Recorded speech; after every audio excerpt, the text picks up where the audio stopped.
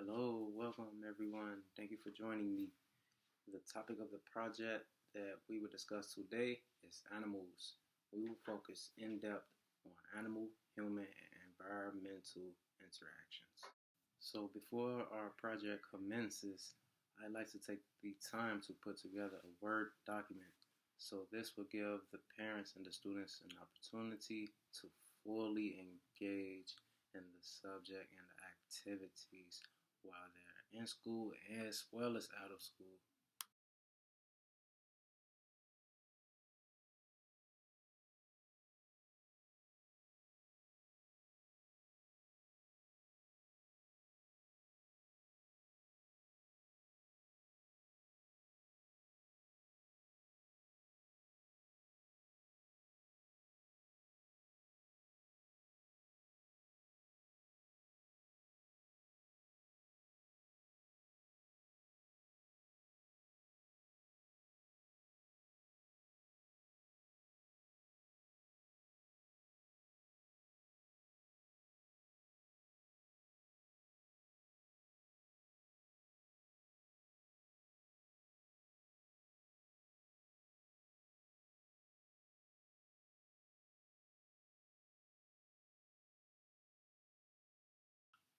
So, sharing the project with the family is helping to make a connection, which we know is essential and is very good for early childhood learning.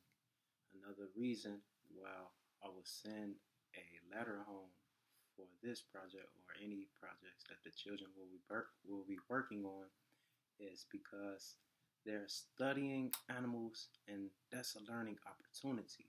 So we can see the function of the animals and learn about them as we participate in the project approach.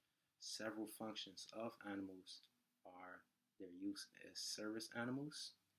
They also have function in our clothing and food processes, which is very important. In class, we will also read alouds about animals so we can see how other people have perspectives of animals as they function in our society and have human interaction as well. As our project continues, we will explore animal art activities. Towards the end of our project, a pet and animal show and tell video will be watched by the class. Each student will present their own show and tell instance. And finally, but not least, students will be able to create an animal superhero story. And this will be a collection of all of the students' knowledge that they've accumulated over the process of putting together their project. What we have here is our teacher anticipatory web. Now we can look in the center and see animals, and then the yellow flag represents, or maybe a cell. It represents how animals are formed. We have different kind of animals, and most of them are formed differently. Some animals come from eggs. Some animals are mammals, and we can explore the animals and their perspective of their features, their use or function, and how they look. Here is our curriculum web. It demonstrates how animals will be studied across the curriculum. These subject areas in which I've chosen for this project are language arts, math, science, music, art, and social studies. Pictured here is what we can expect to find as the class completes the web together. Feel free to take a moment to see the different directions we can expect this topic to go in. The questions we will be investigating as we go on our planning journey are: what special attributes do humans have that animals don't? What similarities do animals and humans share? How can animals communicate? What are the benefits of animals? How does animals' age and intelligence compare to humans? For our primary information source, we will use field work. And through our field work exercises, our students will do a number of things. First, they will take a class trip to the school's garden or playground, and there they'll just observe. And when students return back to the classroom, they'll be able to write notes on what they saw and reflect. Students can also reflect on the whiteboard, and they'll talk about their knowledge of animals at their tables.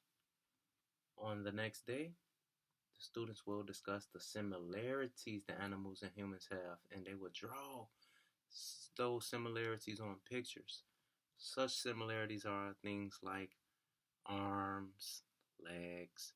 Of course, not all animals have arms and legs, but we all do have eyes for the most part. So those are some examples. On another day, students will have a class discussion about the sounds animals make and how humans react when we hear those sounds.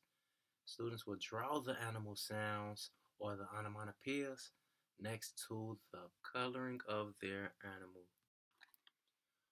On the next activity, exploration, the students will explore the different roles animals have in our society and in our world.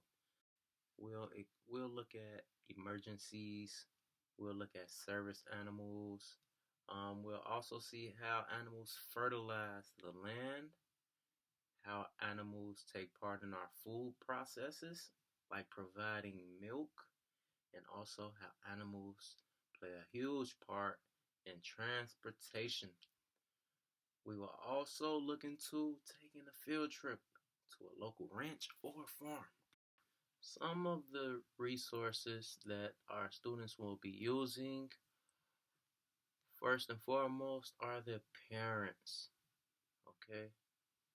Secondly, students will go on nationalgeographic.com to collect information, and they can also use Discovery Kids to collect information about animals. They'll also investigate and collect observations and information as they listen to our read aloud. So we'll have a Curious George read aloud, and that will overview some animal sounds that are used to communicate. A Clifford book will be read to show students the roles of animals in society. And these are things students can relate with and that they're interested in. And lastly, the students will create a story about an animal friend and how the animal helped the student. So there are several investigation and dramatic play activities that the students can be involved in. With the investigation activities, the students will also visit the zoo and explore and get a first-hand experience. I think that's pretty accurate for student observations so that they can take and interpret their experiences and reflect them into their own project and the things that they're learning. Students will also interview their peers about their pets so they can share knowledge. Some of the dramatic play activities will be participating in a rhyming activity when students can match the correct animal sound with the animal's name. Okay. Another example would be that students can demonstrate to the class a use of the animal. Preferably, service animal uses will be demonstrated by the students, but they're free to pick whatever they like. Here we have the math lesson plan for counting crocodiles. The top page is the cover. It's about a monkey who puts his cleverness to the test. It also encompasses problem solving because the monkey must find out how he can get across the sea full of crocodiles that are pictured at the bottom in the bottom image, which looks like tens and hundreds of crocodiles. He must make it from one island through the crocodiles to the next and use his cleverness to do so. So we will explore that, and that compares human intelligence with animal intelligence. Not directly in the story, but as we decontextualize the text, we can see how the students will compare and contrast this moment. Pictured here are my anticipated project events and a table that demonstrates the types of documents that will be needed or that will be produced, and the collaborational design, whether it will be individual or group.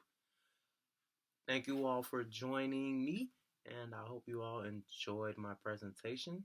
This concludes today's presentation, and as you reflect on the ideas and activities shared in this presentation, please think of other ways animals and humans can help one another with their animal, human, and environmental interactions. Thank you.